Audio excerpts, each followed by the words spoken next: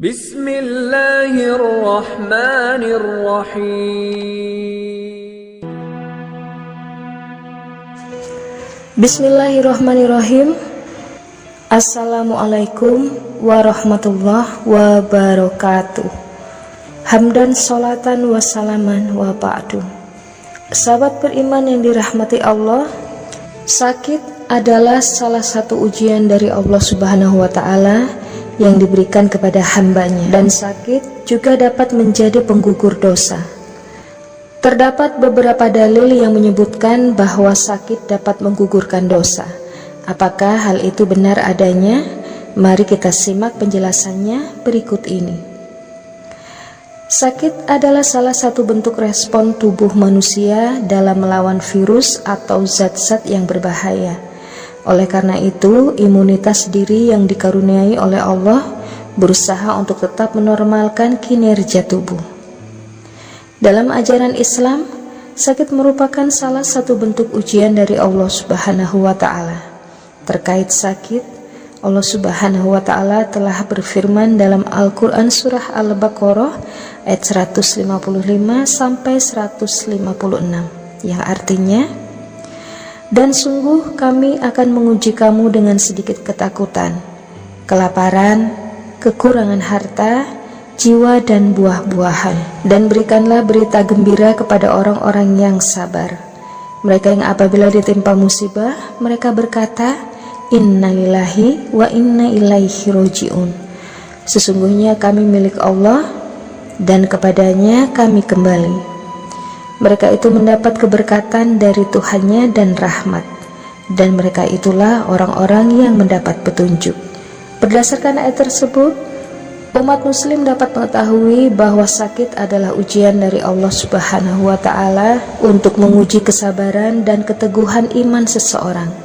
Orang yang mampu bersabar dalam menghadapi sakit akan mendapat keberkahan dan rahmat dari Allah Subhanahu wa ta'ala. Meski pada dasarnya tidak ada ayat Al-Quran atau hadis yang secara eksplisit menyatakan bahwa sakit dapat menggugurkan dosa, dan sebaliknya Allah Subhanahu wa ta'ala berfirman dalam Al-Quran surah Al-An'am ayat 17, yang artinya, dan jika Allah menimpakan keburukan kepadamu, maka tidak ada yang dapat menghilangkannya kecuali Dia sendiri. Dan jika Allah menghendaki kebaikan bagimu, maka tidak ada yang dapat menolak karunia-Nya. Dia memberikan karunia-Nya kepada siapa yang dikehendakinya di antara hamba-hambanya, dan Dialah yang Maha Pengampun lagi Maha Penyayang. Melalui ayat tersebut, hanya Allah Subhanahu wa ta'ala yang dapat mengampuni dosa-dosa seseorang. Dan sakit bukanlah jaminan untuk menggugurkan dosa, tetapi sakit dapat menjadi kesempatan bagi seseorang untuk memperbaiki diri dan mendekatkan diri kepada Allah Subhanahu wa ta'ala.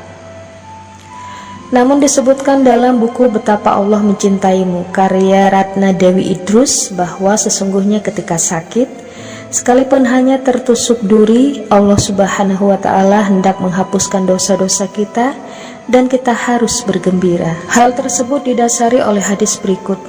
Dari Ummul Ala berkata, Rasulullah Shallallahu alaihi wasallam mengunjungiku ketika aku sakit.